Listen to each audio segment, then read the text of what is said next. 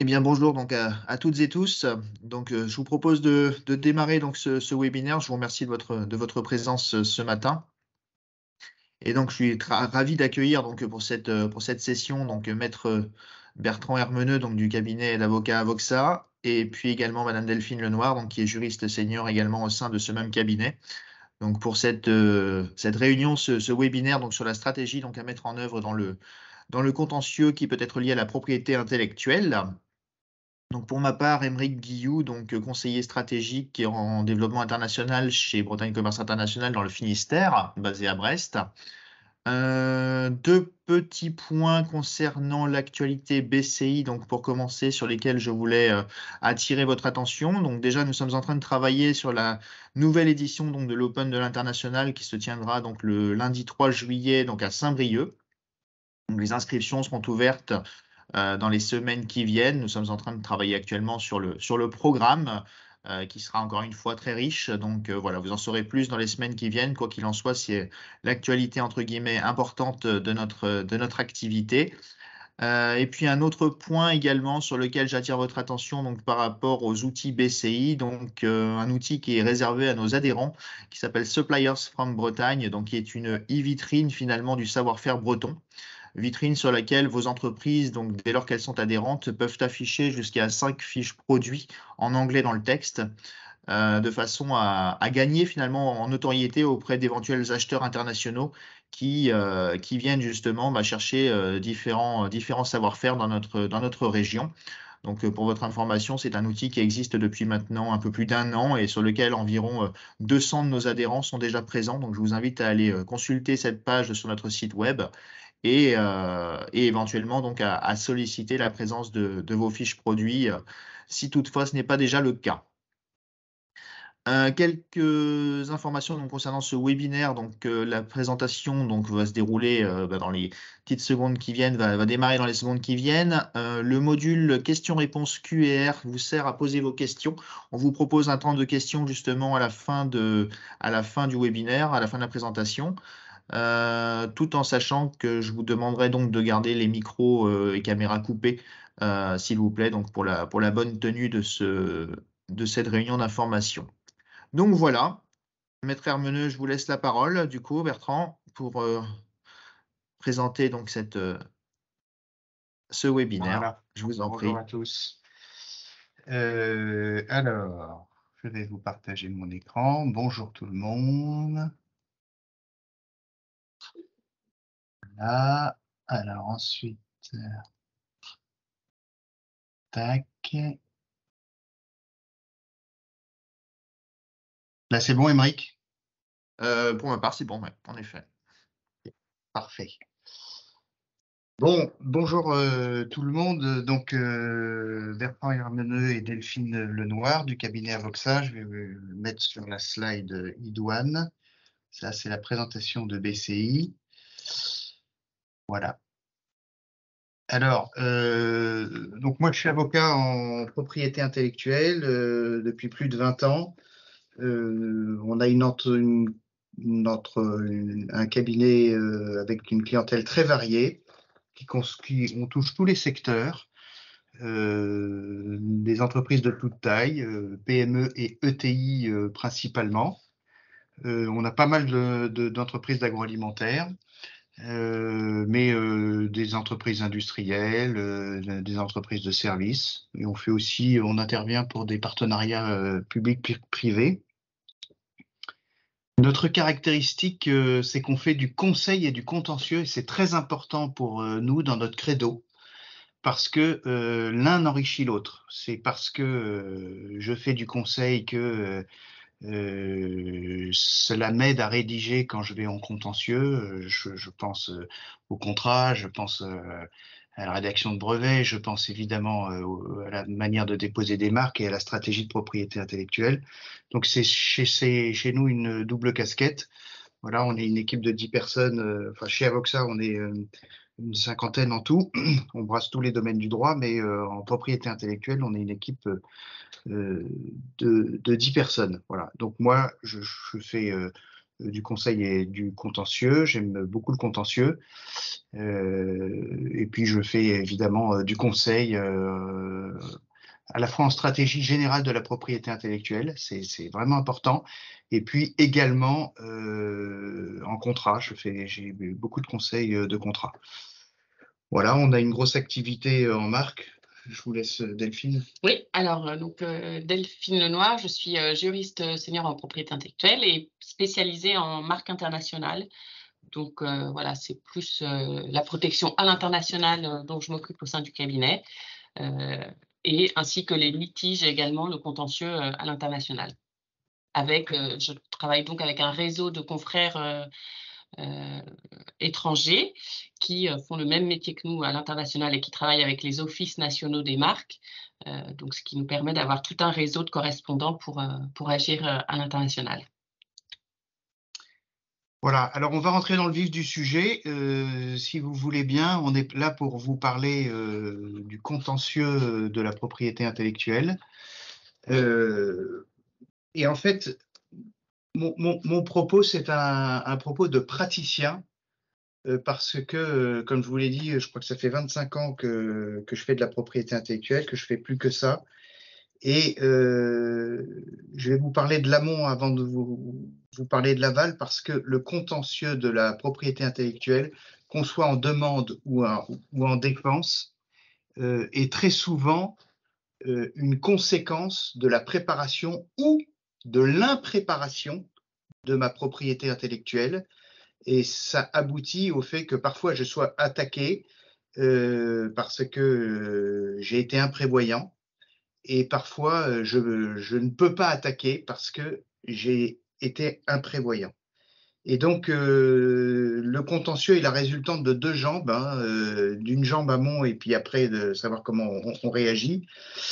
Et dans l'amont, on va aborder le sujet avec une précaution oratoire, si vous me le permettez, qui est désolé si on ne répond pas à la satisfaction de tous, parce que on a eu donc le tableau de vous tous qui est en ligne, et je vois que nous avons un public diversifié avec des attentes différentes et un niveau de connaissance de la propriété intellectuelle qui n'est pas homogène. Donc on a des gens qui sont plus affûtés que d'autres parmi vous. Donc désolé si on ne peut pas répondre à tous, à tout le monde.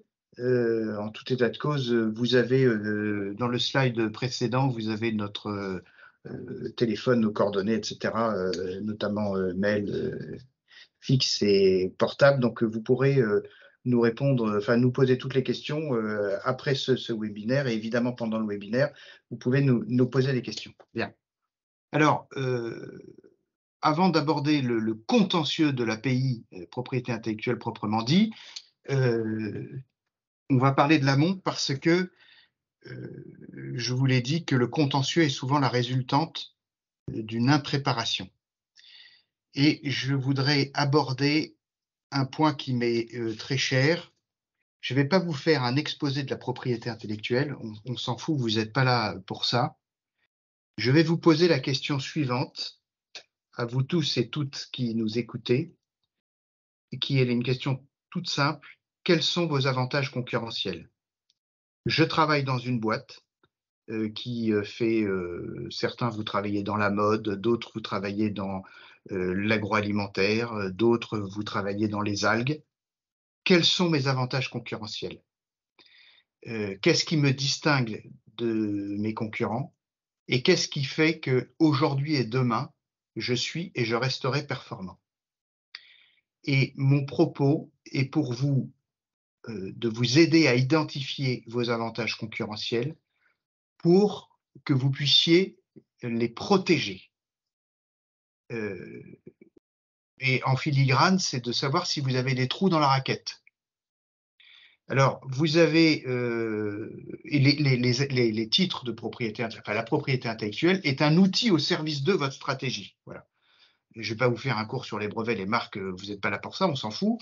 Je vais vous dire évidemment quelques mots, c'est important, mais ça, c'est des outils au service de vos avantages concurrentiels. Qu'est-ce qui fait que demain, je serai toujours dans ma boîte et j'aurai préservé mon emploi et j'aurai préservé mon entreprise.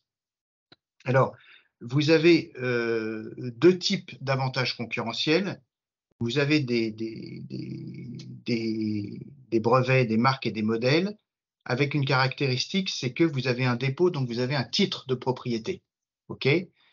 On va vous expliquer après ce qu'est une brevet et une marque. On ne vous parlera pas des dessins et modèles. Les dessins et modèles, c'est la protection de la forme. Compte tenu du public que vous êtes, je pense que vous êtes très peu intéressés. Les brevets, c'est la techno et les marques, c'est le nom. Bon. Et donc, sur ce point-là, quand vous êtes titulaire d'un brevet ou d'une marque, l'avantage, c'est que vous avez un titre qui vous protège sur une zone de chalandise déterminée, c'est-à-dire sur un territoire déterminé, précis. Et donc, je repose la question, quels sont vos avantages concurrentiels? Sur quel territoire? Voilà, j'ai une techno, j'ai une marque qui est importante, je suis protégé en France, j'en sais rien, moi, sur l'Union européenne, quid du Brésil où j'ai un marché naissant qui est important, quid de la Chine où je fais fabriquer, où je veux me développer, quid du Moyen-Orient, des pays qui montent là en puissance sur ces dernières années. C'est une zone de chalandise qui est importante pour ma boîte. Au moins, je me pose la question. Et vous avez à côté les droits d'auteur et la propriété littéraire artistique, droits d'auteur, savoir-faire secret. Et ça, c'est hyper important dans vos boîtes. Je pense particulièrement en droit d'auteur, je pense aux logiciels et aux bases de données. Vous avez tous des logiciels, soit que vous produisez, soit qui ont été élaborés pour vous et qui peuvent constituer un avantage concurrentiel. Vous avez tous des bases de données pléthoriques, des bases de données clients, des bases de données fournisseurs, par exemple, des bases de données de prix. Ça, c'est hyper important. Et là-dessus, vous n'êtes pas protégé s'il n'y a pas de formalité. Et vous avez tous du savoir-faire et des secrets. Alors là, j'insiste parce que c'est la face cachée de vos avantages concurrentiels. Pour bien me faire comprendre, par exemple, pour ceux qui bossent dans l'industrie agroalimentaire ou dans les algues, vous avez tous des process industriels. Bien souvent, il y a des process industriels et on voit que vos avantages concurrentiels, ils sont constitués par le produit fini, mais qui parfois n'est que la combinaison nouvelle de moyens connus. Je répète, la combinaison nouvelle de moyens connus. Donc, vous vous dites, bon, bah, je ne dépose pas de brevet parce qu'il y a des avantages et des inconvénients. Mais en revanche, ça peut constituer un avantage concurrentiel hyper important pour vous. Et donc, c'est du savoir-faire, c'est du process, c'est de la recette, c'est des formules. Et ça, c'est très important pour vous dans le domaine de l'agroalimentaire où vous n'êtes pas concerné, par exemple, les pâtés. Bon nombre d'entre nous, on connaît le pâté ENAF. Le pâté ENAF, c'est une recette, c'est un secret industriel qui est identifié et protégé depuis 1904. Voilà, et ce qui fait que malgré beaucoup de tentatives, il n'y a pas eu de copie. Qu'on aime ou qu'on n'aime pas, c'est pas la question, mais il n'y a pas eu de copie qui soit advenue sur le marché. Alors, le premier point pour ce que vous voyez à gauche, c'est-à-dire vos savoir-faire, votre secret, vos bases de données, vos logiciels. Les logiciels, tout ça, c'est dans le droit d'auteur. Les droits voisins, c'est ce que j'en parle pas, c'est les artistes-interprètes, notamment, c'est pour le domaine de la musique, entre autres. Je vous en parle pas. Qu'est-ce qu'il faut faire pour ce process, pour ce savoir-faire? Le premier point, c'est de le dater. Voilà.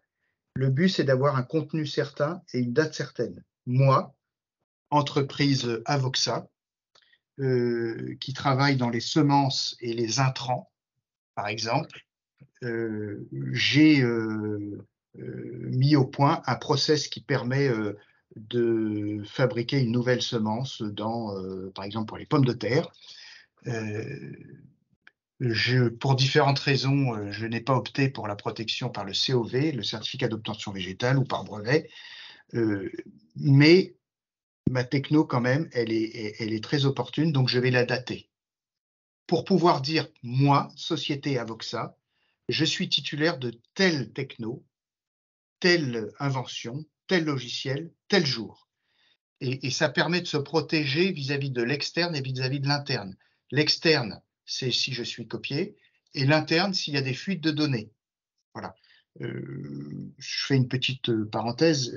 On est confronté depuis quelques années à un contentieux assez massif désormais sur la fuite de données en interne, c'est-à-dire des gens qui vont partir à la concurrence et qui, parfois de bonne foi, parfois sans intention maligne, partent avec la caisse, une partie de la caisse, c'est-à-dire avec des données qui peuvent être très importantes pour l'entreprise. Voilà.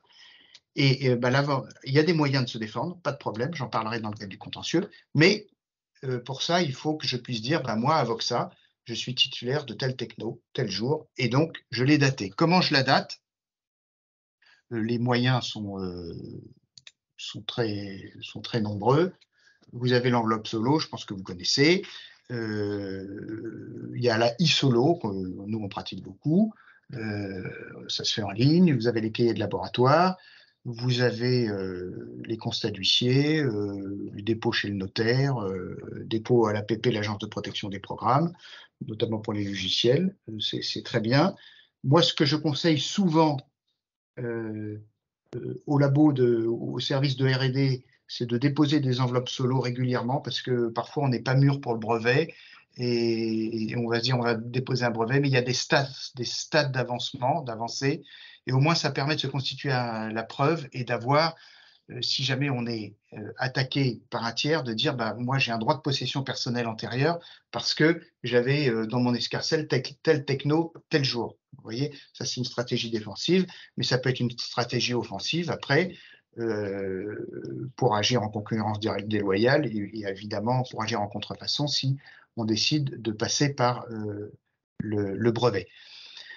Si vous avez beaucoup de données à protéger, ce que vous pouvez faire, c'est déployer à intervalles réguliers des sauvegardes de votre entreprise, des sauvegardes informatiques chez un huissier. Voilà, c'est assez simple, mais là, vous avez contenu certain et date certaine.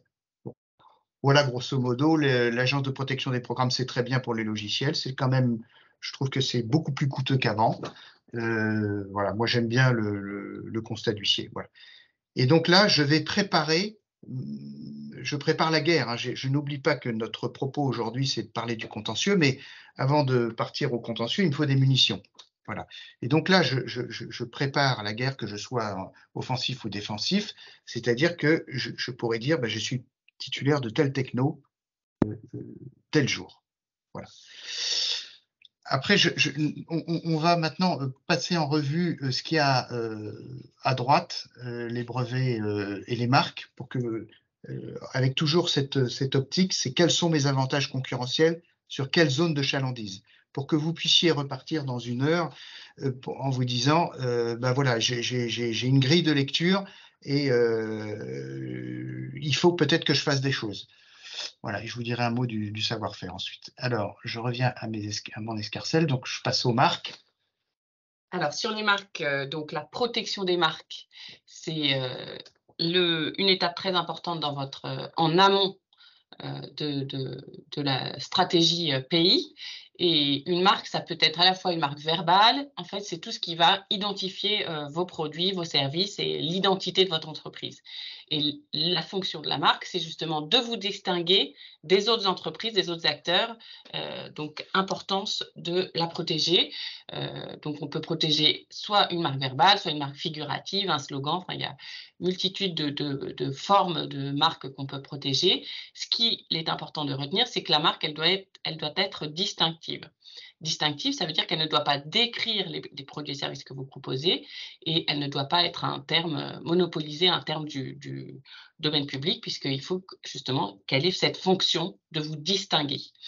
Une marque en France, comme dans beaucoup de pays, est souvent protégée pour 10 ans, quasiment dans tous les pays, et elle est renouvelable indéfiniment. Donc cette petite parenthèse sur les 10 ans, c'est vrai que justement, si vous faites un investissement de dépôt de marque, il faut aussi avoir en tête que du coup, ça s'amortit aussi sur 10 ans. Donc c'est vrai que la durée de vie est quand même infinie, évidemment, mais aussi, voilà, ça c'est d'une durée assez longue. On va voir un peu au niveau international. Donc, en France, on a l'INPI, donc un dépôt de marque se fait auprès de l'INPI. C'est vrai qu'on constate parfois que quand on démarre une activité, on va avoir tendance à déposer la marque en France, ce qui n'empêche pas d'avoir une activité plus élargie dans l'Union européenne. Et dans ce cas-là, il est important d'aller au-delà du dépôt français, puisque la marque française va ne vous protéger que sur la France. Donc, en cas d'activité à l'étranger, il est très important d'anticiper et de protéger votre marque aussi dans les territoires où vous allez être actif. Donc, marque de l'Union européenne auprès de l'EIPO. Attention, une petite parenthèse ici, c'est que le Royaume-Uni étant sorti de l'Union, il est important, si vous avez une activité au Royaume-Uni, dans ces cas-là, de faire un dépôt national pour compléter votre protection. Et on a la possibilité de faire une marque internationale ensuite, qui là vise 130 pays aujourd'hui. Donc en fait, c'est un titre unique auprès de l'OMPI, l'Office mondial de la propriété intellectuelle, qui permet, avec une marque de base française, ensuite d'étendre dans tous les pays qui peuvent vous intéresser parmi les membres de cet accord international de Madrid. Et vous avez d'autres unions. Il y a l'Union de l'Afrique, l'OAPI, qui permet aussi de toucher un bon nombre de pays africains au sein d'un seul dépôt. Voilà. Et pour tous, il est également possible après de passer par des confrères nationaux qui vont pouvoir déposer des marques nationales dans les pays qui peuvent vous intéresser et qui ne sont éventuellement pas membres de l'Union de Madrid. Donc là, nous avons la liste de tous les pays qui ont adhéré au système de Madrid, donc de la marque internationale. Aujourd'hui, c'est vrai qu'on peut viser 130 pays, donc c'est vraiment une formalité qui est intéressante financièrement. Et après, dans la logistique aussi, puisqu'on n'a plus qu'un seul titre à gérer. Et là, quand vous voyez, je me permets de rebondir, quand vous voyez cette liste-là, c'est quels sont mes trous dans la raquette. Voilà. À ce jour et prospectif à moyen terme ou à court terme. Voilà. Nous, on accompagne, je pense, un client, évidemment, je ne peux pas dire qui a une très forte extension à l'international sur différents pays, à la fois d'Asie et de l'Amérique du Sud. Voilà, on a pris sa liste de produits phares, ses marques phares, et on a dit où sont les trous dans la raquette. Voilà. Et le but étant évidemment de combler les trous dans la raquette, parce que pour ce client-là, il a exporté dans un pays d'Amérique du Sud et il a un correspondant local, un distributeur local qui a déposé la marque dans son dos. Voilà. Et donc, le jour où il s'en est aperçu, il a fallu faire une procédure, etc. C'était compliqué, alors que, vous voyez, là, on a fait un contentieux qui aurait pu être évité. Alors, donc, comment ça se passe au niveau de… Quand vous faites votre dépôt en France, vous pouvez bénéficier d'un droit de priorité. Ça existe pour les marques et pour les brevets. En fait, ça donne donc une première date, ce dépôt initial, et ensuite, vous avez un droit de priorité de 6 mois pour les marques et de 12 mois pour les brevets, qui vous permet de remonter les droits à la date du dépôt français. Donc, le dépôt qui sera fait dans les 6 mois bénéficiera de ce délai de priorité et donc de la date de dépôt du dépôt initial. Bien sûr, pour les marques, on peut aller au-delà de ce délai de 6 mois. C'est-à-dire qu'une fois que vous avez fait votre marque française et votre marque internationale, vous pouvez l'étendre tout au long de la vie de la marque internationale dans tous les pays qui vous intéressent. Voilà. Ce qui ne sera pas possible en matière de brevet, on va le voir après. Voilà, ça. Alors, je vais me concentrer maintenant sur les marques en Chine. Donc, typiquement sur la Chine, c'est un pays pour lequel il faut anticiper. Il vaut mieux vraiment déposer votre marque avant toute chose, avant même de… Si vous avez vous imaginez le projet d'aller en Chine, c'est vraiment dès le départ qu'il faut déposer sur le territoire chinois, parce qu'après, ça peut devenir plus compliqué. L'Office chinois et la loi en matière de propriété intellectuelle fait pas mal d'avancées, mais c'est vrai qu'ils ont une appréciation différente de notre office, et donc il est important de connaître leurs critères avant de déposer, et surtout anticiper. En fait, l'Office chinois des marques applique le principe du premier déposant, c'est-à-dire que c'est le premier qui dépose. Il n'y a pas besoin de prouver un usage, contrairement à ce qui existe par exemple aux États-Unis. Et c'est vrai qu'il y a pas mal de dépôts qui sont faits de mauvaise foi, c'est-à-dire que on voit que certains dépôts sont faits en France et directement le dépôt est fait en Chine par un tiers. Donc, c'est vrai que comme une marque de blocage un peu. Donc, c'est vrai que dès que vous pouvez, il faut anticiper et déposer en Chine. D'autre part, l'Office chinois, contrairement à l'Office français, quand on dépose une marque, va pouvoir citer à l'encontre du dépôt des marques qui sont antérieures et qui sont similaires et qui vont donc constituer des obstacles. Donc, d'où l'intérêt d'anticiper là encore. Et autre spécificité de la Chine, c'est qu'il est important de déposer à la fois en caractère latin et en caractère chinois. Donc là, il faut travailler sur la translittération de votre marque en caractère chinois. Voilà, et par contre, il ne faut quand même pas désespérer et se dire que c'est impossible, puisque c'est vrai qu'il y a beaucoup d'avancées en matière de propriété intellectuelle. Il y a des actions contre la mauvaise foi qui sont possibles. Il est possible de faire des actions pour non-usage si les marques ne sont pas utilisées. Et il y a des efforts aussi qui sont faits au niveau des douanes. Donc, on recommande aux entreprises qui sont présentes en Chine d'également déclarer leur marque auprès des douanes afin que les douaniers soient plus attentifs et arrêtent les produits contrefaisants dès le départ. Et il y a également une possibilité de dépôt de droit d'auteur en Chine qui va venir renforcer le droit de marque. Donc voilà, en cas de contrefaçon en Chine, le premier réflexe à avoir, c'est d'obtenir des preuves. Donc nous, on travaille avec des confrères locaux qui vont justement pouvoir nous aider à obtenir ces preuves. Et ensuite, la première démarche, c'est d'envoyer une lettre de mise en demeure en chinois au contrefacteur pour demander la cessation immédiate de l'atteinte. Et ensuite, on peut faire intervenir les douanes et engager des actions en contrefaçon. Là-dessus, on le voit, effectivement, la justice chinoise fait quand même de gros progrès sur ce type d'action. Je vais repasser la parole à Bertrand pour la partie. Je suis toujours, enfin, nous sommes toujours dans les trous dans la raquette. Hein. Donc, vous avez de la techno et la question qu'on peut se poser dans vos entreprises, c'est de savoir s'il y a matière à brevet et si il faut breveter. Bon. Je ne vais pas vous faire un cours sur les brevets. Je vais juste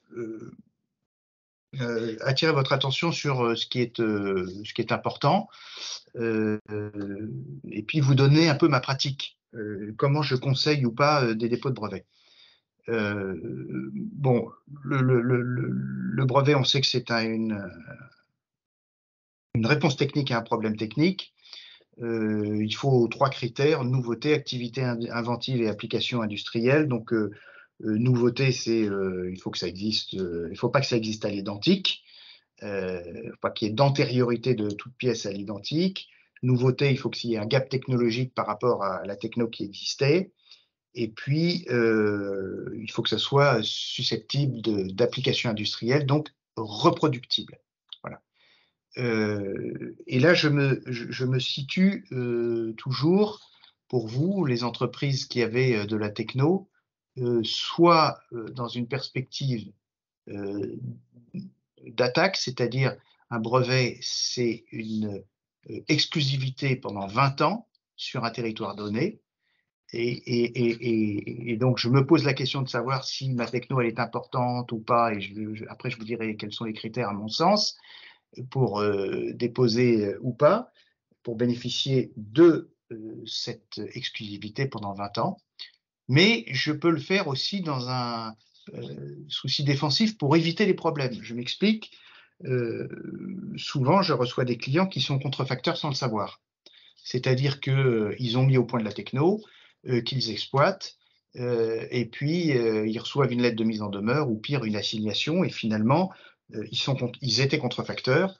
de bonne foi sans le savoir, mais en matière de contrefaçon, la bonne foi est inopérante.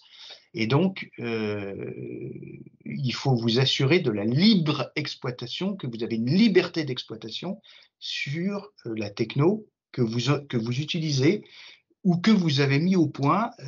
Vous pensez avoir inventé un super truc, peut-être que d'autres l'ont fait. Donc, il faut mettre en place des systèmes de veille.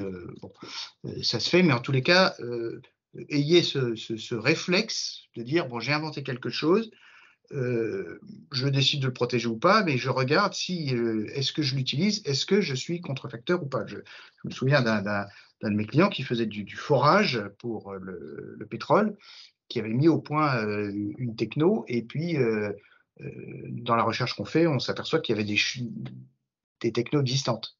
Voilà.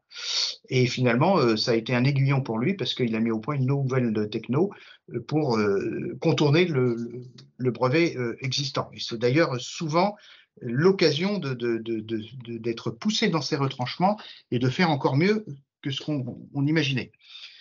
Il y a des choses qui ne sont pas brevetables, c'est les créations esthétiques, c'est ce qui est contraire à l'ordre public, aux bonnes mœurs. C'est les races animales, tout ce qui est animal, les races, c'est pas protégeable. Et puis c'est les obtentions végétales, dont je dirais un mot tout à l'heure. Le brevet, il est français avec ou européen avec des extensions possibles à l'international. Il y a une chose qui est importante à savoir par rapport aux marques, c'est que je ne peux pas revenir en arrière sur l'extension. Je m'explique, j'ai un brevet français, j'ai 12 mois pour l'étendre à l'international. À l'issue de ce délai de 12 mois, je ne pourrai plus l'étendre. Voilà. Et donc, si 2 ans après ou 3 ans après, je commence des exportations, par exemple au Brésil, ça sera trop tard pour moi, parce que ma techno, elle aura été divulguée. Et donc, je ne pourrai plus. Et donc, c'est quelque chose qu'il faut anticiper. Grosso modo, donc, on dépose 12 mois, et puis après, il y a tout ce qui est procédure de délivrance. Et le brevet commence vraiment à coûter 36 mois plus tard, après le dépôt initial, grosso modo, parce que je dois choisir mes pays et payer des annuités. Les marques, c'est une fois tous les 10 ans. Les brevets, c'est tous les ans. Et donc, souvent, ce que je conseille, quand évidemment, on pense que ça vaut le coup, c'est de faire cette extension, qui n'est pas très coûteuse, quelques milliers d'euros. Et puis, au moment où ça va coûter, là, on choisit. Donc, on aura eu déjà 3 ans derrière nous, grosso modo, pour voir si c'est ce que ça vaut le coup ou pas, finalement, de transformer l'essai et de payer, parce que plus on a de pays, plus c'est coûteux, évidemment. Et l'extension, elle est possible par la voie du brevet européen auprès de l'Office européen des brevets ou de la voie internationale par le PCT. Alors, je ne vais pas vous faire de cours, mais il y a un nouveau venu qui est très important, c'est le brevet unitaire. L'idée, ça a été donc créé par l'Union européenne. L'idée, c'est comme la marque de l'Union européenne, c'est d'avoir un titre unitaire pour toute une ribambelle de pays. Actuellement, il y a 17 pays qui ont ratifié le traité, et donc j'ai un titre, un brevet qui est délivré pour 17 pays, avec potentiellement à terme 39, parce que l'OEB, c'est 39 pays. Voilà. Donc, l'avantage, je pourrais peut-être en dire un mot à la fin, l'avantage, c'est que j'ai un titre unitaire, c'est que pour le système de délivrance, ça va être plus simple. L'autre avantage, c'est que ce sera moins coûteux pour tout ce qui est délivrance, parce qu'on aura moins de traduction. Mais qui dit brevet unitaire dit JUB, juridiction unifiée des brevets, c'est-à-dire on aura un tribunal pour toute l'Union européenne. Alors avec, je ne rentre pas dans les détails, il y aura Paris, il y aura Munich, Et puis, il y aura des juridictions dans certains pays pour la contrefaçon. Et ça, ce système-là du contentieux sera beaucoup plus coûteux. Voilà. Et donc, moi, le conseil que je donne à mes clients, il faut savoir que si on n'opte pas, si on fait rien, on va tomber dans le système de la juridiction unifiée des brevets.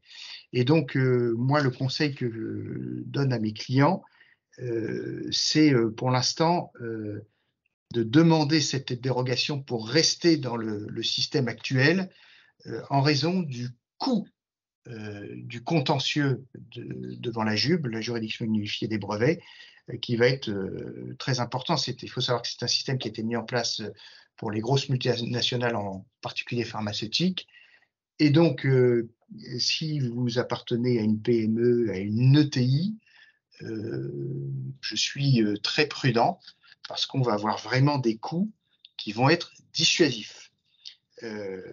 Et donc, moi, je conseille de procéder pour le moment à cette demande de dérogation pour éviter ce contentieux, parce que ce contentieux va être coûteux, mais si vous n'optez pas, si vous êtes attaqué, si votre brevet est attaqué, ben vous allez vous retrouver attrait devant la JUB, la juridiction unifiée des brevets, et là, ce sera trop tard.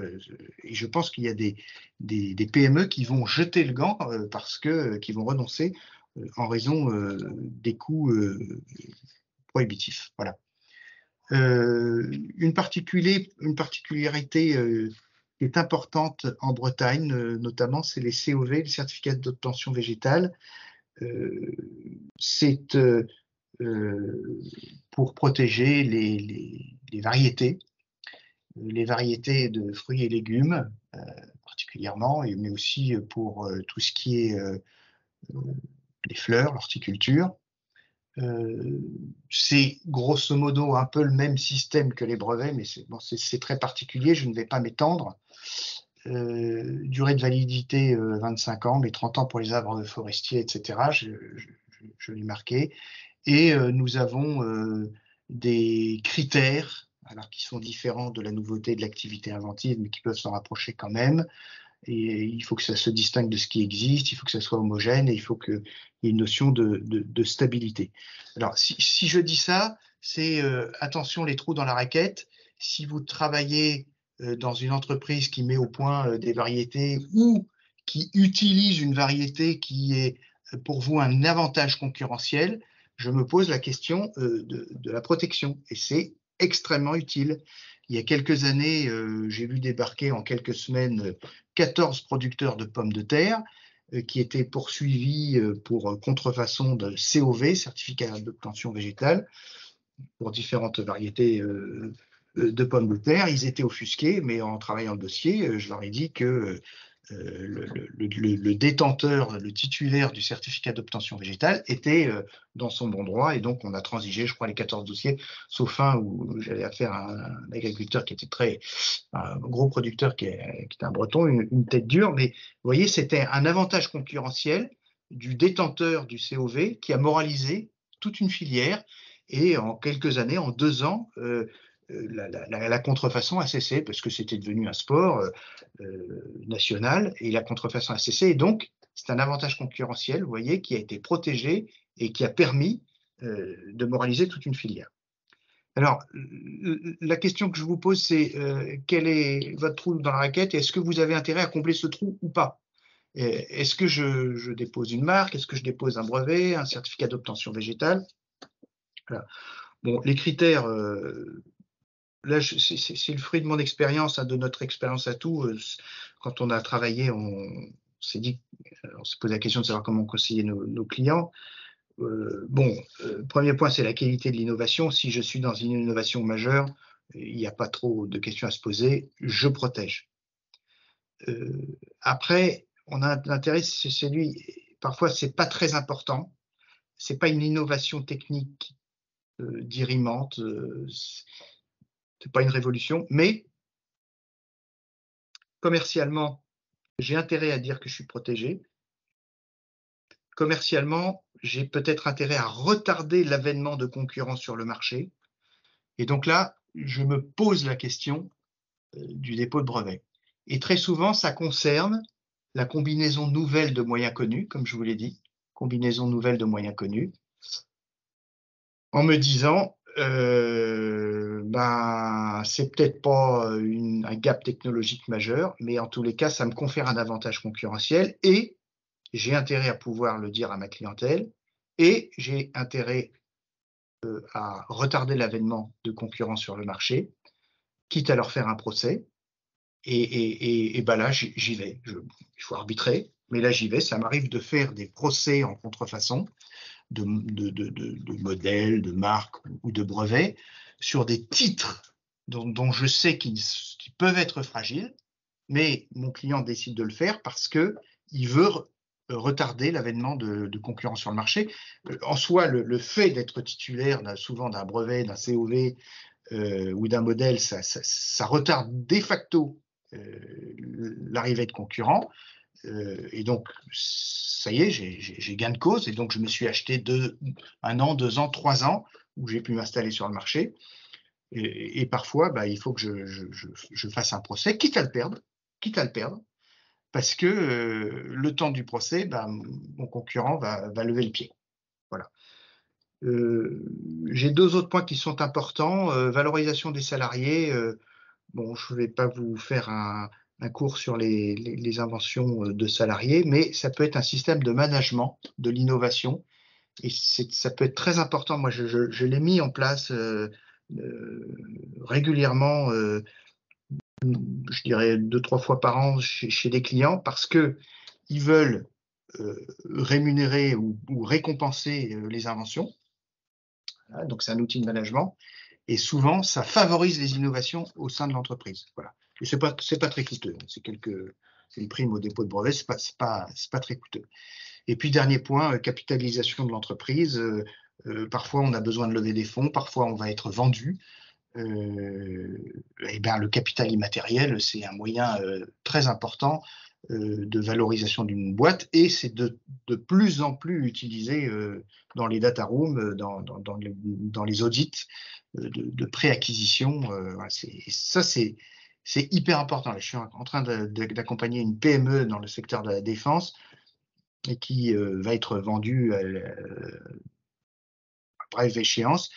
Il y a des mines d'or techno qui n'ont jamais été protégées ni identifiées. Et donc là, on mène un très gros boulot. Et d'ores et déjà, on sait que ça va permettre de valoriser. Voilà. Toujours dans mon escarcelle, j'ai ce fameux savoir-faire dont je vous ai déjà parlé, les secrets de fabrique, les recettes, les compositions, les formules. Et là, donc vous en avez tous. Et donc, le secret des affaires s'applique. Il y a 3 conditions. Il faut que ça ne soit pas aisément accessible, il faut qu'il y ait une valeur commerciale et il faut qu'il y ait une protection, c'est-à-dire que je ne puisse pas accéder facilement. Alors concrètement, c'est quoi la protection? C'est la datation, comme je vous l'ai dit au préalable. C'est des clauses dans les contrats de travail. Je suis tenu au secret. C'est des chartes informatiques. Voilà. Où je n'ai pas le droit de faire n'importe quoi avec les données. Et puis, c'est très souvent des droits d'accès différenciés dans le système d'information des entreprises. Voilà, pour dire, la compta ou le service commercial, il n'a pas accès, évidemment, à tout ce qui est secret de fabrique. Bon, ça va de soi. Et puis, ça peut être aussi des process de fabrication différenciés, segmentés. Et là, ce secret, c'est à la fois technique, comme je vous l'ai dit, des clauses, etc., mais c'est aussi une culture d'entreprise. Voilà. Et donc, il faut sensibiliser les gens en disant ce qui n'est pas matériel, ce qui est immatériel, ce process, c'est ce qui fait la valeur de la boîte et c'est ce qui contribue à mon emploi. Et je crois que c'est vraiment le message à faire passer. Et donc, il faut faire des actions de sensibilisation. Moi, ça m'arrive de faire des formations sur le secret. Et le message que je fais passer, c'est que c'est nos emplois. Voilà, dans la boîte, c'est nos emplois. Et donc, je commence par le dater. Je ne reviens pas à ce que j'ai dit. Donc, je suis toujours dans l'amont, rassurez-vous, on va arriver au contentieux proprement dit. J'identifie mes avantages concurrentiels, je les protège, et puis le 13e pilier, c'est que j'ai une politique contractuelle assez ferme. Alors là, je vais avancer vite. Je vous livre le fruit de mon expérience en me disant, dans les contrats, qu'est-ce qui va me permettre d'aller au contentieux ou d'éviter un contentieux, vous voyez. Première vigilance, c'est tout ce qui est confidentialité. Bon, je ne vais pas beaucoup m'étendre, c'est là où c'est la question de culture, mais concrètement, il faut des accords de confidentialité qui soient bien faits, et il faut gérer la confidentialité, la transmission d'informations confidentielles, à la fois en interne et vis-à-vis des personnes avec qui on travaille. C'est essentiel. Si j'ai des fuites, évidemment, ça sera un nid à contentieux. Deuxième chose, dans les contrats de propriété intellectuelle, souvent vous avez des accords à plusieurs où vous allez bosser ensemble pour l'avènement d'une nouvelle techno. Alors là, il faut faire attention à quoi?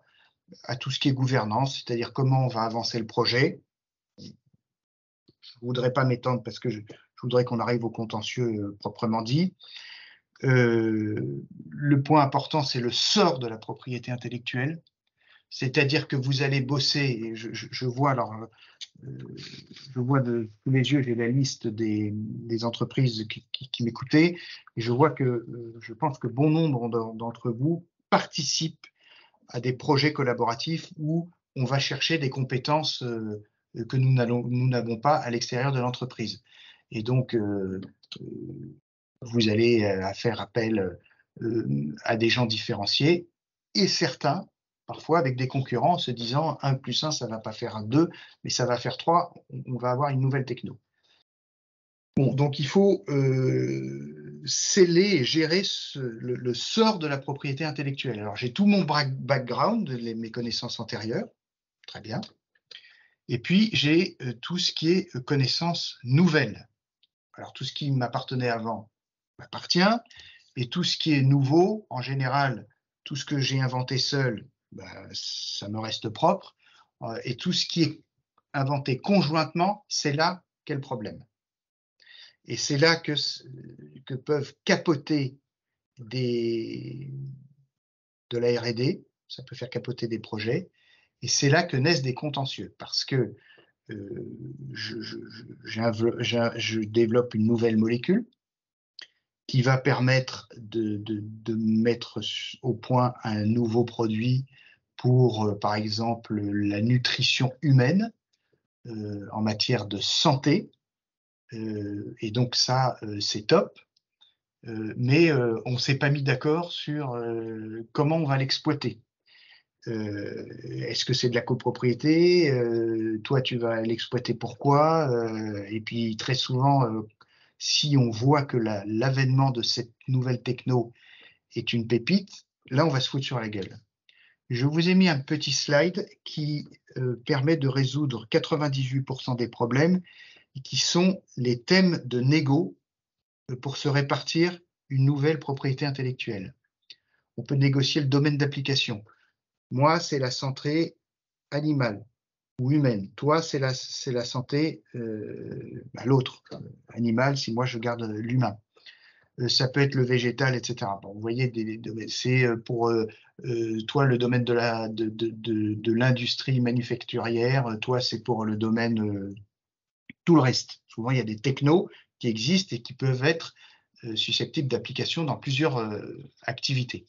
Donc, on peut négocier ça, on peut négocier la durée, c'est-à-dire je te consens un droit pour telle durée, la zone géographique, modulo les ententes, mais il y a des moyens, c'est-à-dire que toi, c'est l'Europe, moi, c'est l'Asie, et puis il peut y avoir une rémunération. Voilà. Et donc là, c'est des outils de négociation. Voilà. Dans le domaine contractuel, attention au perfectionnement. Je pense notamment à la licence, c'est-à-dire que je pense que c'est vraiment source de contentieux, ça. C'est de dire je transmets mon savoir-faire ou je suis bénéficiaire d'une transmission de savoir-faire par exemple sur cette molécule qui va me permettre de fabriquer des produits en nutrition santé. Ce savoir-faire, il m'est transmis avec la formule, avec un process, peut-être même y avoir un brevet. Je vais l'appliquer et puis je vais le développer. Et je vais le transformer. Et je vais peut-être le perfectionner. Quid du perfectionnement? Est-ce que ça tombe dans mon escarcelle ou est-ce que ça tombe dans l'escarcelle de celui qui m'a consenti le droit? Et donc là, il faut faire attention au perfectionnement et aux innovations autonomes pour savoir cet avantage concurrentiel, puisqu'on est là pour ça, est-ce qu'il va tomber chez toi ou chez moi? Vous voyez? Et après, on rédige. Nous, on est là pour rédiger. Il y a plein d'outils, il y a plein de solutions, mais si on n'a pas anticipé, et ben là, on va générer potentiellement un contentieux de propriété intellectuelle. Voilà. Et puis dans les contrats, attention aux clauses de litige. Alors, c'est-à-dire que moi, je vais vous en parler après. Il y a des contentieux étatiques, c'est-à-dire que je fais un procès, mais on peut les éviter. On peut opter pour la médiation ou l'arbitrage. La médiation, c'est le fait d'aller devant un médiateur pour trouver ensemble une solution à notre problème. Donc ça nécessite que les deux parties soient d'accord. Quand ils sont d'accord, il y a 80% de succès.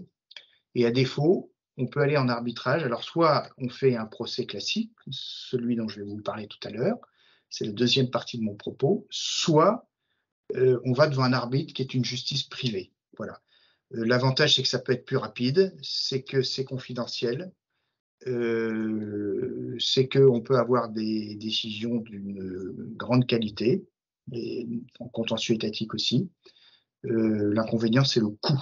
Voilà, c'est que, d'ailleurs, je vous ai mis avantage rapidité, inconvénient le coût, ça coûte beaucoup plus cher. Voilà, et toujours dans les contrats, un point sur la licence. Souvent, vous concédez des droits, vous concédez des marques, et donc là, on peut segmenter les choses. J'ai une question sur, je suis titulaire d'une marque et je voudrais qu'elle concerne que le marché de la GMS et pas d'autres marchés. Ça peut se résoudre par la licence avec un territoire, un secteur d'activité qui soit délimité, où je fais une licence que je vais appeler Avoxa pour vendre tel produit, mais c'est à destination du seul marché de la GMS ou des seuls expéditeurs, et donc il y a un règlement à mettre en place. Voilà. Voilà pour la partie amont. Maintenant, on arrive au vif du sujet, mais ce vif du sujet, encore une fois, il est conditionné par tout ce qu'on aura fait ou tout ce qu'on n'aura pas fait en amont. Tout ce qu'on n'aura pas fait en amont. Alors, qu'est-ce qu'on fait en cas de contentieux? Donc, en cas de contentieux, je me place dans l'optique où j'ai un droit de propriété intellectuelle, c'est-à-dire que j'ai une marque, j'ai un brevet, j'ai un savoir-faire, et puis je suis copié, je suis victime d'une contrefaçon, je suis victime d'une copie, je suis victime aussi d'une concurrence déloyale. Qu'est-ce que je fais? Le premier réflexe classique, c'est d'adresser une mise en demeure.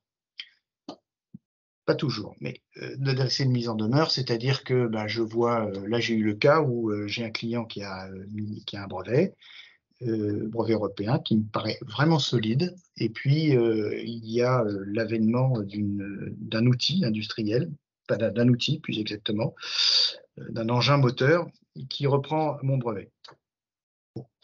Et mon client me dit écoutez, je ne peux pas l'accepter, donc on a adressé une mise en demeure, et puis on attend la réponse. Voilà. Parfois, on n'a pas d'intérêt. Pas tout de suite, ça dépend. Parfois, le client, il veut aller au procès. Là, j'ai un client qui est titulaire d'une marque et puis d'une techno sur un système de ventilation qui est très opportun, et il y a un gars de mauvaise foi dans l'Est de la France qui le copie, et c'est objectivement scandaleux. Voilà. Et donc là, mon client, il veut pas de faire de mise en demeure parce que il veut passer tout de suite à la saisie contrefaçon, dont je dirai un mot après. La mise en demeure, c'est bien si on veut trouver un terrain d'entente, si on veut que ça cesse, mais ça dit à l'adversaire qu'on a l'intention peut-être de lui faire un procès, donc ça lui permet de se préparer, de se mettre en ordre de bataille. Donc, c'est pas toujours opportun. Et puis, parfois, contrefaire, c'est exister. C'est-à-dire qu'il arrive parfois, c'est rare, mais que le fait d'être copié tire le marché. Voilà. Et donc, on n'a peut-être pas intérêt à agir tout de suite. On laisse un délai s'écouler et puis on attend quelques mois, un an ou 2 ans. Ce n'est pas la majorité des cas, mais ça peut exister. Donc, si je suis copié, premier point, l'aide de mise en demeure. Deuxième possibilité, il y a le système des oppositions devant les offices, à la fois en matière de marque et à la fois en matière de brevet. Alors, je laisse Delphine vous parler des marques, mais il n'y a pas que les oppositions, il y a désormais des actions qui sont possibles devant l'INPI. C'est ça. Alors, je vais vous parler effectivement des procédures administratives devant l'INPI, mais qui existent au niveau européen devant l'EIPO et devant tous les offices nationaux. Donc, ces actions qu'on peut faire en France sont réplicables à l'international. Et donc, je vais vous parler effectivement de l'opposition, de l'action en déchéance et de l'action en nullité, qui sont des procédures administratives qu'on peut faire avant les procédures judiciaires sur lesquelles Bertrand reviendra après.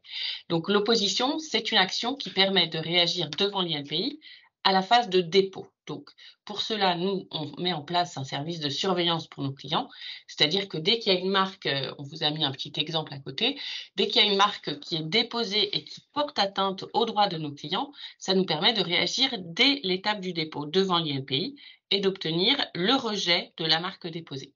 Donc, c'est une procédure qui est courte, qui est peu coûteuse, et donc, d'où l'intérêt de mettre en place cette surveillance, qui pour le coup est assez peu coûteuse, puisque c'est quelques centaines d'euros par an pour que la marque soit surveillée.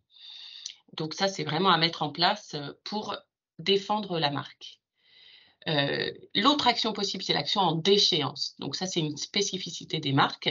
C'est corrélé au fait que la marque doit être utilisée au bout de 5 ans. C'est-à-dire que si au bout de 5 ans, elle n'est plus utilisée, on peut subir, en tant que détenteur de marque, une action en déchéance contre notre marque. Et dans ces cas-là, on est obligé de pouvoir prouver l'usage. Et si on ne peut pas en prouver l'usage, la marque peut être annulée. En attaque, c'est aussi un mécanisme qui nous permet de neutraliser. Par exemple, on fait une recherche d'antériorité sur une marque, on repère une marque qui peut être potentiellement gênante. Eh bien, si on voit qu'elle n'est pas utilisée, on peut la neutraliser par cette action en déchéance. Donc, ce qui est très important par rapport à cette possibilité, c'est de se constituer des preuves de nos marques. Et là-dessus, en interne, c'est bien de mettre en place un process pour récolter toutes ces preuves d'usage, de les archiver, d'avoir un dossier dans lequel on garde les factures, les catalogues, des articles, des publicités qui prouvent que la marque est utilisée avec des dates. Donc ces preuves-là, elles doivent être datées, elles doivent indiquer un territoire, et il faut évidemment qu'elles mentionnent la marque en relation avec les produits ou les services qui sont désignés dans la marque. Donc ça, c'est très important à mettre en place, aussi bien en attaque qu'en défense. Et enfin, l'autre action administrative, c'est l'action en nullité, qui, elle, existe aussi bien pour les marques que pour les brevets. Pour les marques, elle peut être frappée de nullité, la marque, si elle n'est pas distinctive, comme on l'a vu au départ, c'est-à-dire qu'elle est descriptive, elle peut être trompeuse ou contraire à l'ordre public, ou déposée de mauvaise foi. Voilà, tous ces éléments-là permettent de faire une action en nullité, et également si elle porte atteinte à des droits antérieurs, donc si elle est similaire ou contrefaisante d'une marque existante. Au niveau des brevets, donc là c'est pareil, c'est si le brevet n'est pas valable, voilà, il peut être annulé. C'est la même chose en matière de brevet, effectivement, et sachant que l'opposition existe aussi pour les brevets, je dirais que l'intérêt de ces actions pour les brevets était déjà connu, c'est assez nouveau pour les marques. Ça date de quelques années. On commence à avoir du recul. L'avantage de ces actions possibles devant l'INPI en nullité, avant, il faut savoir qu'il fallait faire des actions judiciaires qui étaient longues et coûteuses. Et aujourd'hui, devant l'INPI, c'est beaucoup plus rapide et c'est moins coûteux. Donc, il y a vraiment un réel intérêt à les faire. Alors, quand je parle de l'INPI, je parle aussi évidemment du système Alicante, là, des marques de l'Union européenne ou de l'Office européen des brevets. Alors, en brevet, c'est plus long, les actions sont plus longues. Mais en matière de marque, c'est quand même assez rapide et c'est quelque chose que l'on conseille. Le seul bémol à ces actions-là par rapport au judiciaire, c'est que tout ce qui est environnement périphérique, qui peut être hyper important, est beaucoup moins pris en compte par les offices que par le juge judiciaire. Je donne un exemple, là, je vais initier une procédure en nullité devant l'INPI, notamment parce qu'il y a de la mauvaise foi, une mauvaise foi extrême. Il s'agit d'un agent économique qui s'accapare une marque qui doit en réalité rester à la libre disposition de toute la filière concernée. Et donc, c'est un dépôt de mauvaise foi. Donc, j'agis devant l'INPI parce que je ne peux pas faire autrement et j'essaie de coller aux cas de nullité qui sont ouverts. Je pense que j'ai de bonnes chances d'y arriver. Mais pour ce cas précis-là, je pense qu'une procédure judiciaire aurait été plus opportune parce que le juge judiciaire a une compétence plus large, d'une part, et il a une sensibilité surtout d'autre part, qui fait qu'il aurait beaucoup plus cogné la mauvaise foi. Pro familia convempit, bon voilà. Mais sinon, c'est dans une stratégie de contentieux de propriété intellectuelle, ces actions vraiment ont une utilité importante. Si tout cela n'est pas opportun ou n'est pas possible, je peux faire une action en contrefaçon. Donc la contrefaçon, c'est la copie. J'ai un brevet, j'ai une marque, j'ai un modèle, j'ai du droit d'auteur sur un logiciel, sur une base de données ou sur une œuvre de la création. Par exemple, ça peut être des vêtements, tout à fait possible, de la lingerie. Et ben là, je fais une action en contrefaçon. Bien. L'action en contrefaçon, la première chose, c'est que je dois prouver mon titre et puis je dois prouver l'atteinte. Alors, le titre, nos problèmes si j'ai un titre délivré par un office, marque, brevet, modèle, pas de problème, puisque le titre définit le périmètre de ma protection, d'où l'opportunité que ça soit bien déposé. Et souvent, en matière de marque, les déposants, au moins au départ, pour faire des économies, ils font des dépôts par eux-mêmes. Et finalement, c'est pas rare qu'ils aient une marque qui soit déposée avec un libellé qui ne les protège pas pour l'essentiel de leur activité. Donc, j'ai mon titre. Si, en revanche, je n'ai pas de titre, c'est-à-dire le droit d'auteur pour la mode, par exemple, ou process industriel, et ben là, je dois prouver donc contenu certain, date certaine.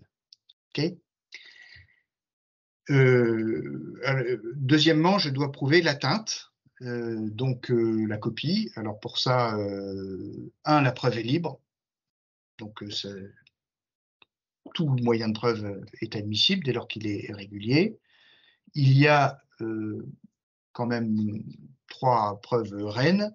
Il y a le constat sur Internet, voilà, donc je constate la mise en ligne du produit, de la vente. Deuxièmement, il y a le constat d'huissier classique, qui est que l'huissier constate l'objet.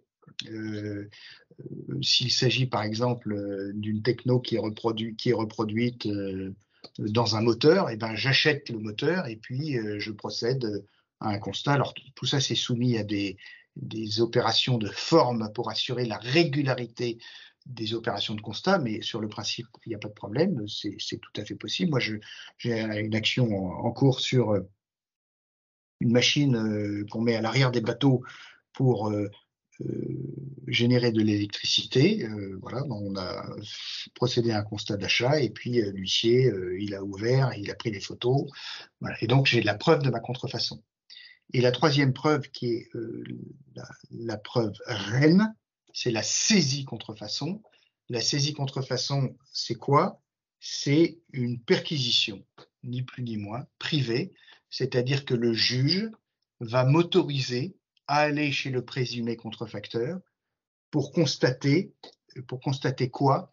Pour constater la matérialité de la contrefaçon, pour constater le préjudice, donc il va obtenir des données comptables, et troisièmement, pour constater les circuits en amont et en aval de distribution du produit et de fourniture du produit, pour savoir concrètement d'où ça vient. Et c'est une arme qui est redoutablement efficace, puisque l'huissier vient par surprise. Voilà. Mais c'est une arme qu'il faut manier avec précaution, parce qu'il y a beaucoup de choses trappes.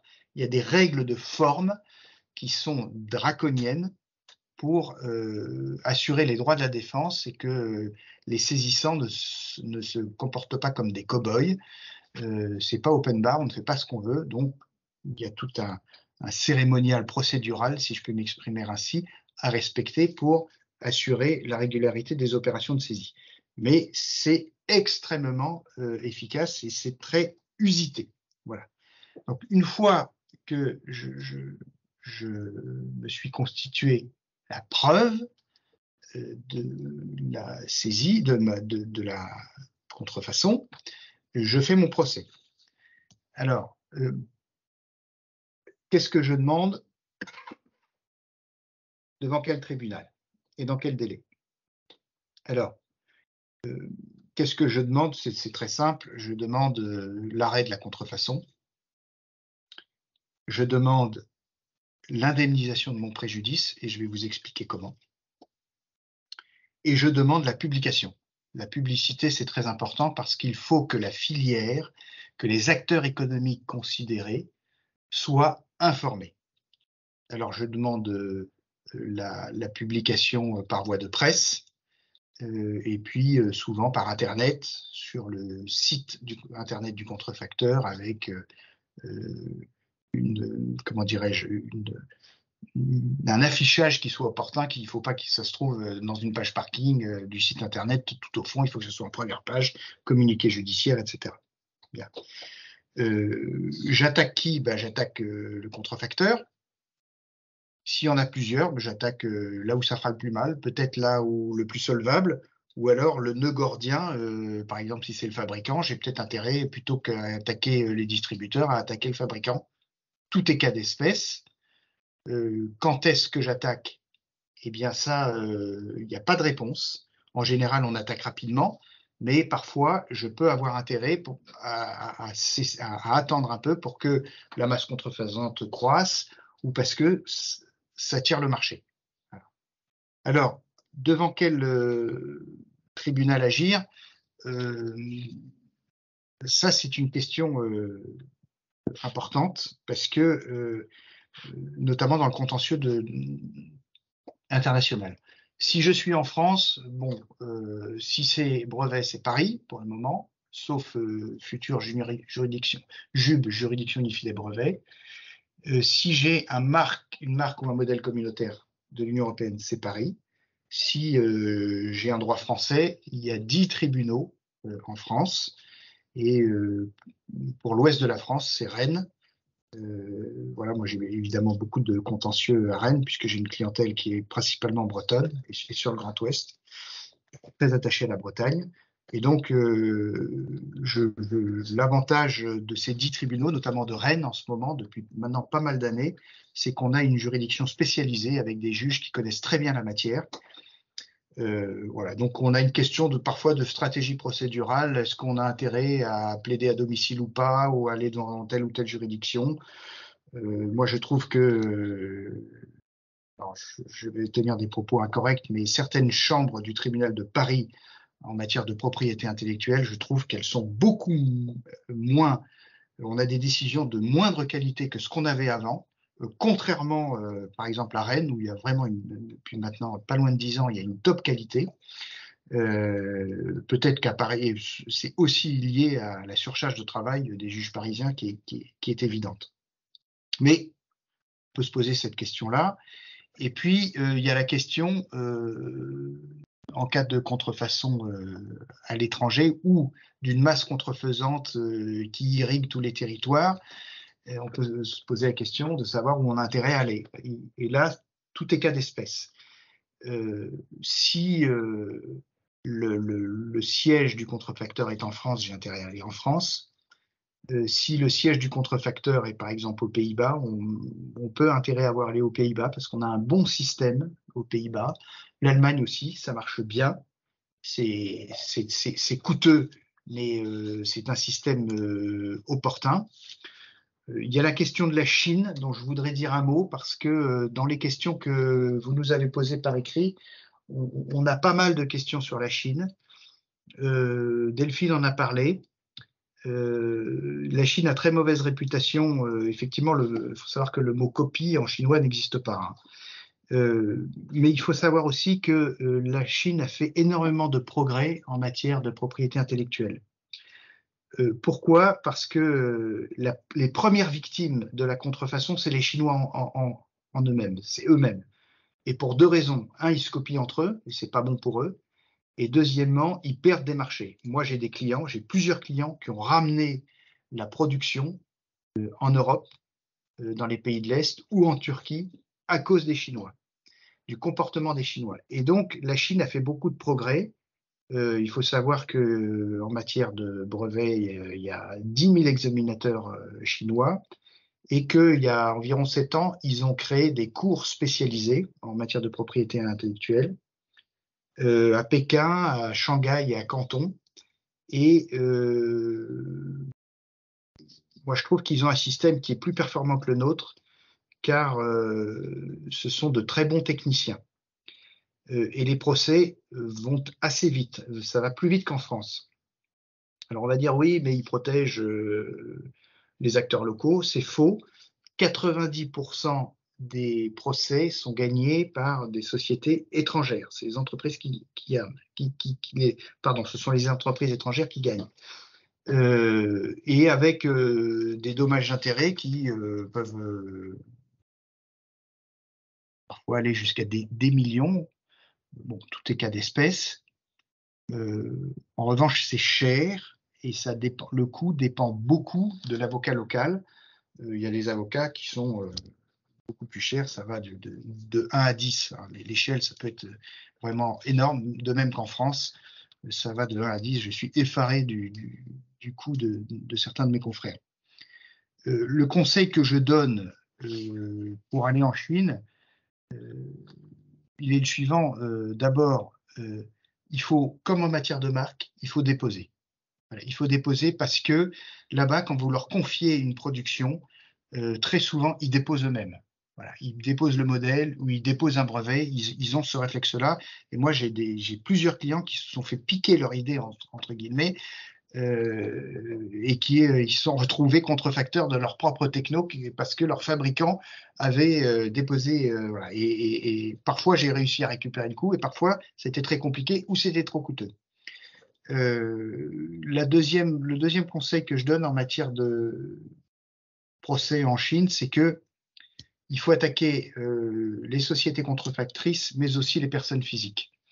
Il faut savoir qu'en Chine, c'est la jungle, et donc il est très facile de faire mourir une société et d'en recréer une autre. Et c'est pour ça qu'il faut attaquer les personnes physiques aussi, parce que la loi chinoise le permet. Et là, on a, comment dirais-je, on a une efficacité qui est redoutable. Voilà. avec parfois des mésaventures parce qu'il peut y avoir des sanctions pénales extrêmement sévères qui peuvent aller jusqu'au châtiment corporel. Donc, bon, c'est un outil à manier avec précaution, mais en tous les cas, c'est très efficace. Voilà. Le coût d'un brevet, c'est surtout la traduction, c'est à peu près le même coût qu'en Europe pour ce qui est aspect délivrance. Voilà, et aspect contrefaçon, aspect procédure judiciaire locale, ça peut être très coûteux et tout dépend du conseil local que vous allez prendre. Voilà. Une nouveauté, j'en ai parlé, la juridiction unifiée des brevets, donc qui commencera à fonctionner en juin 2023. Je pense qu'on va avoir des décisions de qualité parce que les juges qui ont été nommés techniquement seront compétents, avec en plus un système d'échelinage, c'est-à-dire qu'on aura des magistrats et puis des ingénieurs, un peu comme à Munich, donc ça sera bien. Et puis, il y a une volonté d'accélération, donc a priori, on pourra obtenir une décision dans le délai d'1 an, ce qui est plus rapide que le système français actuel à Paris, où il y a pas assez de magistrats, il n'y a pas assez de juges. Voilà. Avec une réserve dont je vous ai déjà parlé, c'est le coût. Voilà, le coût. Moi, je recommande de procéder pour le moment à la dérogation dont je vous ai parlé pour ne pas tomber dans ce système de la juridiction unifiée des brevets, surtout si vous êtes une PME ou une ETI, il sera toujours temps d'y aller. Voilà. J'avance dans mon bonhomme de chemin. Donc, je vous l'ai dit, que demander? L'arrêt de la contrefaçon, l'information des tiers, la destruction des stocks. Voilà, ça c'est si je suis en demande. Et si je suis en défense, très souvent on plaide la nullité du brevet qui m'est opposé, la nullité du modèle qui m'est opposé, et puis la nullité de la marque, souvent pour absence de distinctivité, quand c'est possible. Bon, voilà, ça c'est très classique. Faut savoir qu'un délai, je n'ai pas parlé des délais français, on est entre 12 et 18 mois pour obtenir une condamnation. Il est possible de faire ce qu'on appelle des référés interdiction, c'est-à-dire que sur la base d'un titre de propriété intellectuelle, on peut solliciter à titre provisoire l'arrêt de la contrefaçon. Il faut justifier d'une vraisemblance de l'atteinte au titre de propriété intellectuelle. Donc ça peut très bien marcher. C'est une arme à manier avec précaution, parce que si je gagne en référé mais que je perds au fond, je pourrais avoir un effet de boomerang, c'est-à-dire qu'on pourra me demander une indemnisation du fait de l'arrêt provisoire de la contrefaçon. Donc, on le fait quand c'est stratégique et quand on est sûr de notre bon droit. On a un titre qui est bon et on pense qu'on va gagner. Voilà.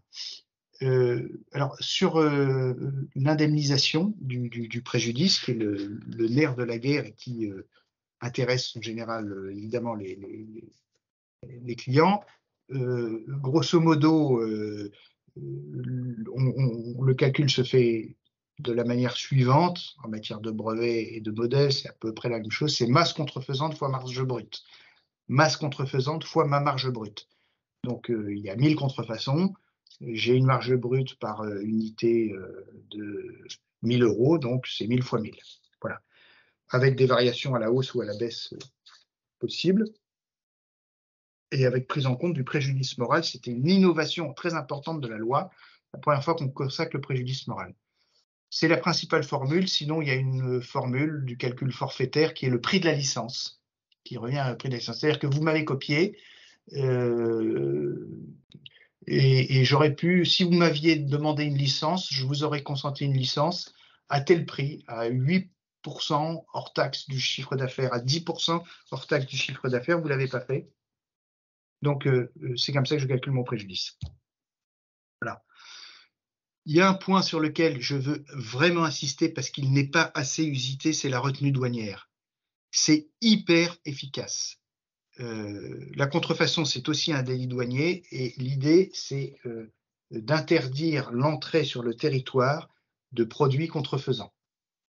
Ça marche hyper bien. Pour ça, il y a un dossier à constituer avec les douanes où on envoie notre titre de propriété intellectuelle, marque, dessin et modèle, etc.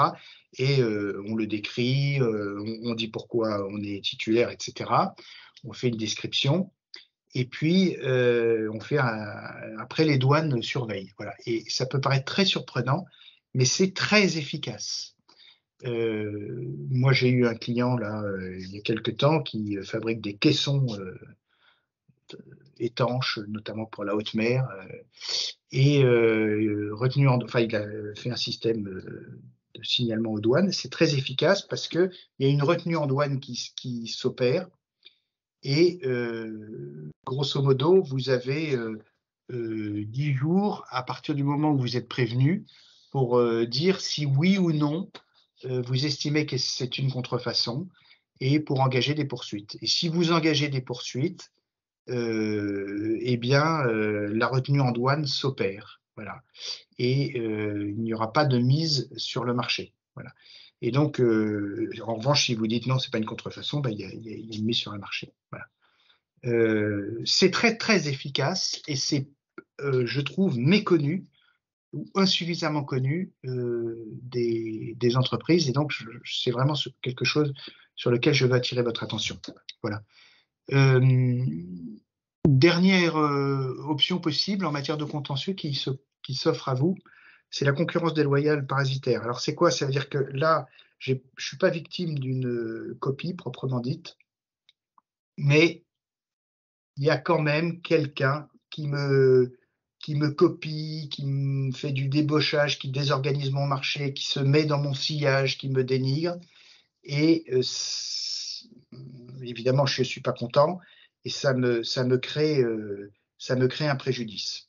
Alors, ça peut être le cas notamment pour vous qui m'écoutez, si vous avez une copie alors que vous avez une techno qui n'est pas très inventive, on va dire, mais vous avez quelqu'un qui me copie grossièrement, et puis peut-être avec des actes extrinsèques parce qu'il me dénigre, parce qu'il me pique des salariés, parce qu'il a un argumentaire commercial qui est scandaleusement outrancier et qui m'est défavorable.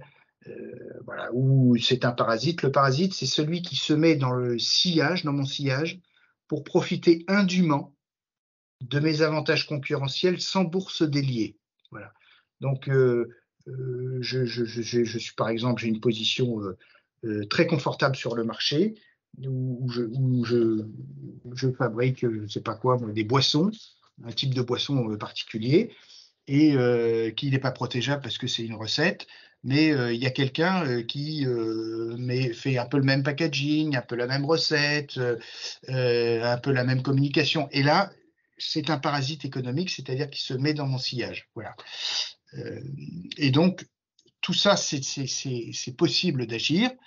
La preuve, là encore, sera libre et je peux obtenir réparation de mon préjudice. Voilà. Donc, préjudice patrimonial, c'est-à-dire combien est-ce que j'ai perdu des parts de marché, est-ce que j'ai perdu des clients, voilà, ou est-ce que j'ai progressé moins que je ne le pensais, ou que cela était possible. Voilà. Et donc, je peux obtenir, là encore, réparation de ma préjudice, et je peux obtenir les mêmes choses qu'en matière de contrefaçon. Ça sera plus évanescent, c'est plus compliqué, mais c'est possible. Voilà.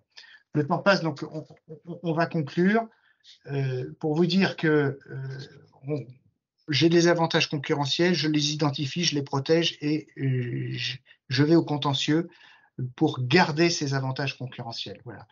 Donc, mes réflexes, quand je crée ma boîte, ou quand je crée une gamme de produits, parce que la plupart d'entre vous, vous êtes dans des sociétés déjà existantes, pour certaines depuis très longtemps. Donc, j'identifie mes avantages concurrentiels.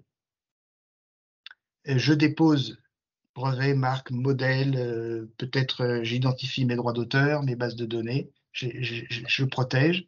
je fais une veille, voilà, et puis je me protège sur mes territoires d'intérêt. C'est vraiment très important. Sur mes territoires d'intérêt, on n'a pas parlé des coûts, mais les brevets européens, les brevets internationaux, c'est coûteux, c'est rapidement des dizaines de milliers d'euros. Mais évidemment, ça peut évidemment valoir le coup. J'ai beaucoup de clients qui ont des brevets internationaux. Les marques, c'est beaucoup moins coûteux, les modèles aussi, et donc c'est une protection qui est très efficace, sans forcément être très coûteuse. Et une fois que j'ai protégé ces trous dans la raquette, eh bien, je protège mes avantages concurrentiels. Donc, par une mise en demeure, je peux aller en médiation, en arbitrage, je fais mes procédures administratives, donc je veille mes marques, je veille mes brevets. Avoir une marque sans qu'elle soit surveillée, je ne voudrais pas être désagréable, mais c'est une ineptie. C'est comme si j'avais un terrain et je me retrouve non clôturé, ouvert aux 4 vents, et un jour, je me retrouve avec des occupants sans droit ni titre. C'est des contrefacteurs, alors que si j'avais mis une barrière, j'aurais pu faire opposition. Voilà. Donc, je mets en place cette veille et puis ensuite, je fais les actions judiciaires qui vont bien. Voilà. Donc, on est à votre disposition pour répondre à vos questions si vous en avez. On a également, alors je suis désolé parce qu'on avait reçu pas mal de vos attentes que j'ai sous les yeux. On a essayé d'y répondre dans le corps de notre propos. Voilà, mais n'hésitez pas à nous joindre. Hein, on va vous discuter. Je pense que Émeric va vous faire suivre mon topo, là, notre topo. Vous avez dans slide 4 ou 5, je ne sais plus, vous avez nos coordonnées. Donc, vous pouvez me passer un petit coup de fil. Hein. Je vous répondrai. Il n'y a aucun problème. Hein. Voilà. Et par exemple, nous avons une marque pour des circuits spécialisés. Nous souhaitons connaître comment nous pouvons commercialiser via nos expéditeurs et pas dans la GMS, etc. J'ai tenté d'y répondre brièvement, mais vraiment, vous pouvez m'appeler, j'y répondrai de manière circonstanciée. Voilà, il y avait des questions de stratégie à l'international, j'espère qu'on y a répondu. Il y avait des questions relatives à la Chine, donc on a effleuré le sujet. Est-ce qu'il faut se protéger? Donc je vous ai mis un slide avec les critères pour moi de prise de brevet ou pas. Voilà. Mais encore une fois, vous pouvez m'appeler, je vous répondrai. Hein. J'essaie d'être réactif. Passez-moi un petit coup de fil, il n'y a pas de problème. Eh ben, en tout cas, merci beaucoup à vous deux, parce que c'était vraiment très, très riche cette présentation. Et du coup, donc, nous avons comment dirais-je, donc un onglet questions-réponses s'il y en a d'autres. Alors donc je vois qu'on nous a demandé si vous alliez recevoir le PowerPoint donc à la suite du webinaire. Donc je vous confirme que oui, vous le recevrez dans les jours qui viennent. Alors, je consulte les questions suivantes.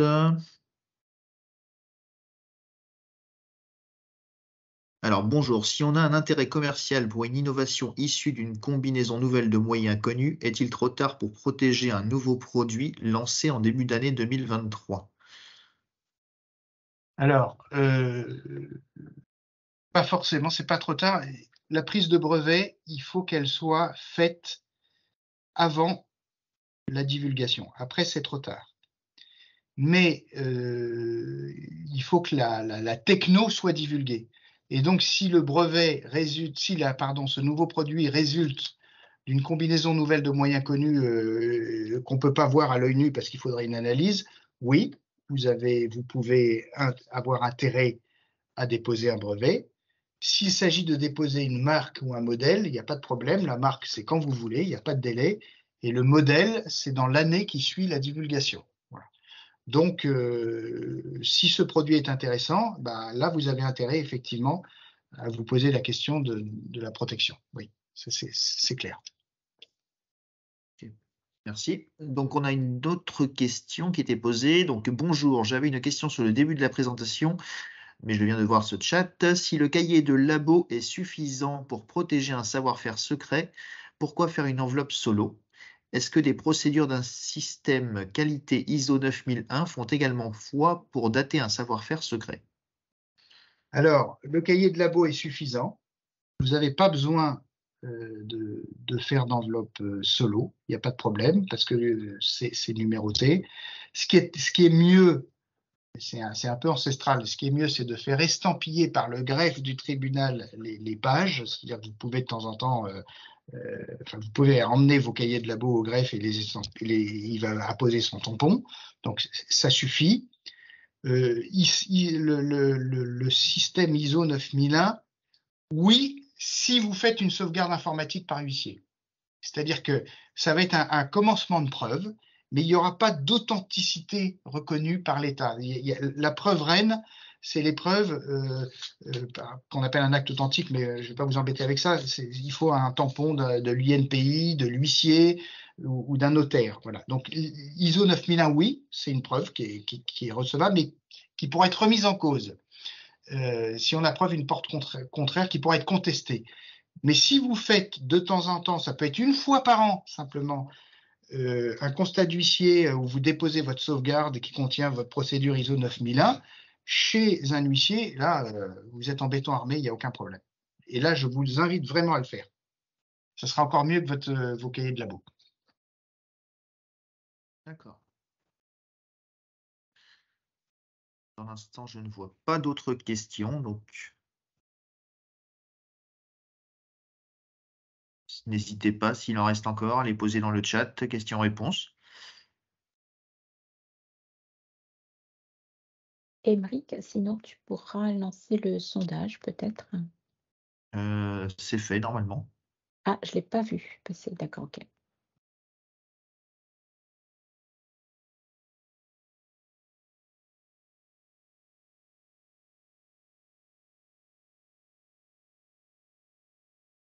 Eh bien, écoutez. On les a saoulés, on les a tous saoulés. Ils en peuvent plus. Je vois qu'il y a, comment dirais-je, il n'y a plus de questions. Donc, écoutez, c'est qu'a priori, vous avez répondu déjà à bon nombre des questions qui avaient été déjà posées en amont. Et puis voilà, je pense que la présentation dans son ensemble a permis d'éclaircir ou d'apporter des confirmations sur le sujet aux personnes présentes. Alors, en tout cas, moi, je tiens à vous remercier. Vraiment, c'était très, très intéressant. Et donc, aux participants, voilà, n'hésitez pas donc à contacter nos intervenants en cas de besoin.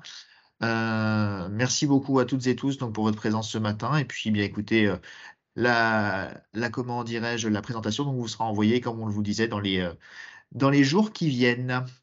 Merci à tous et une très bonne journée. Merci à tous. Au revoir. Je vous souhaite une bonne journée. Merci. Au revoir à tous. Merci, au revoir.